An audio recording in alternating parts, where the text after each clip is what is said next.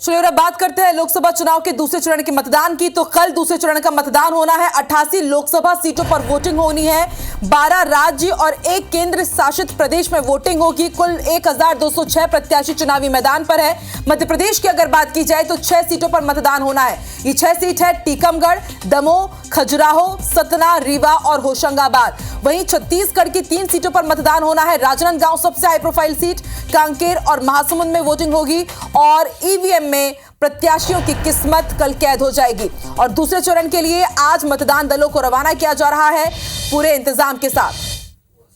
तो छत्तीसगढ़ का रण भी आपको बता रहे हैं।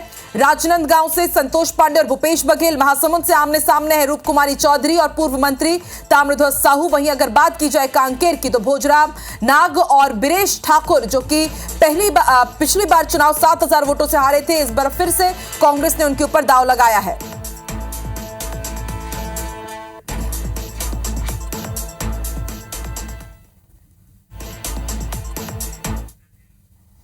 और इस वक्त हमारे साथ सहयोगी जुड़ चुके हैं 3, उनसे अपडेट ले लेते हैं। अमित चौबे कांकेर से लाइव जुड़ चुके हैं, आलोक शर्मा राजनांदगांव से लाइव जुड़े हैं और जितेंद्र गौतम दमोह से हमारे साथ लाइव जुड़ चुके हैं। सबसे पहले रुक कर लेते हैं राजनांदगांव का। आलोक, सबसे हाई प्रोफाइल सीट इस वक्त छत्तीसगढ़ की कोई है तो वो है राजनांदगांव। पूर्व सीएम भूपेश बघेल वर्सेस वर्तमान सांसद संतोष पांडे। जिस तरह से भूपेश बघेल को यहां पर घेरा जा रहा है, राजनांदगांव हाई प्रोफाइल सीट तो है, ये भाजपा का गढ़ मानी जाती है। किस तरह के समीकरण आप यहां पर देख रहे हैं और मतदान दलों को क्या रवाना करने का सिलसिला शुरू हो चुका है?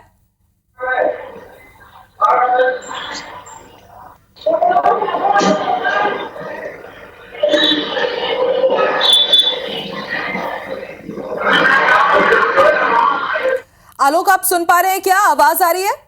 जी आलोक, बताइए सियासी समीकरण क्या कह रहे हैं राजनांदगांव के और अभी मतदान दलों में अभी किस तरह की तैयारी चल रही है?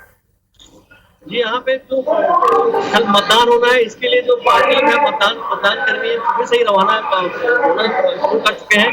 यहाँ पे राजनांदगांव में जो मुख्यालय है, यहाँ से 4 विधानसभा के जो है डूंगरगढ़ राजनांदगांव के जो मतदान कर्मी है वो रवाना हो रहे हैं।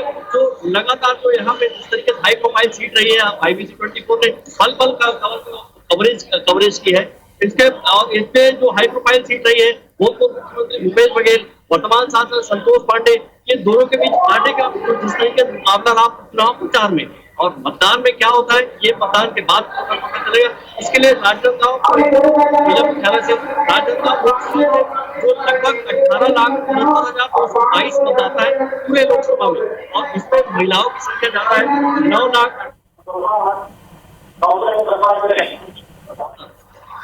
8 अन्य है और लगभग 2,330 मतदान केंद्र है, जिसके लिए अलग अलग क्षेत्रों से 4 विधानसभा, मानपुर मोहल्ला से मानपुर मोहल्ला विधानसभा और खैरागढ़ से खैरागढ़ विधानसभा, इसके अलावा कवर्धा से पंडरिया और कवर्धा विधानसभा। इससे समझा जा सकता है आलोक की राजनांदगांव आखिर हाई प्रोफाइल सीट क्यों है, कांटे की टक्कर है। यहाँ पर आप रुक कर लेते हैं कांकेर का। अमित चौबे हमारे साथ जुड़ चुके हैं।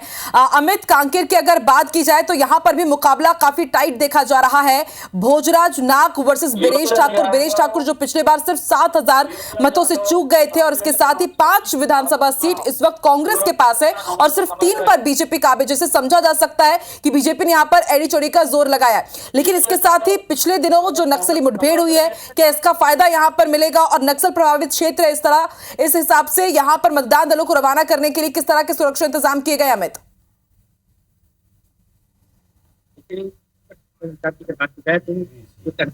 9 मतदान केंद्र अति संवेदनशील थे, यहाँ पर हेलीकॉप्टर द्वारा कल ही मतदान दल को रवाना कर दिया गया था, और जो कि अति संवेदनशील क्षेत्र है उनपे भी रात में ही जो देर शाम तक ही मतदान दल को रवाना कर दिया गया था। अभी हम जो है मतदान विकर्ण केंद्र पर ही मौजूद है, जहाँ पर कांकेर और भानुप्रतापपुर विधानसभा के लिए जो है मतदान दल रवाना किए जाएंगे। मैं आपको बताना चाहूंगा कि कांकेर लोकसभा में 4 जिले की लगभग 8 विधानसभा सीट आती है, जिसमें 2090 जो की मतदान केंद्र बनाए गए हैं। कांकेर की अगर बात की जाए तो 727 मतदान केंद्र हैं, जहां पर मतदान दल रवाना किए जाएंगे। अभी अंतिम दौर का जो मतदान दल रवानगी की जो कार्रवाई की जा रही है, लगभग 3000 से अधिक कर्मचारियों की ड्यूटी लगी हुई है और 172 लोग कर्मचारियों को रिजर्व बल में रखा गया है। सुरक्षा की अगर बात की जाए तो BSF, SF और SSB और जिला पुलिस बल, इन सबको स्टैंड बाई में रखा गया है। सुरक्षा के पूरे तगड़े इंतजाम किए गए हैं, क्योंकि पहले कुछ दिन पूरी नक्सली घटना हुई थी। आज नक्सलियों ने बंद का आह्वान किया है, लेकिन अभी तक बंद का कोई असर दिखाई नहीं दिया है। मतदान दल अपनी पूरी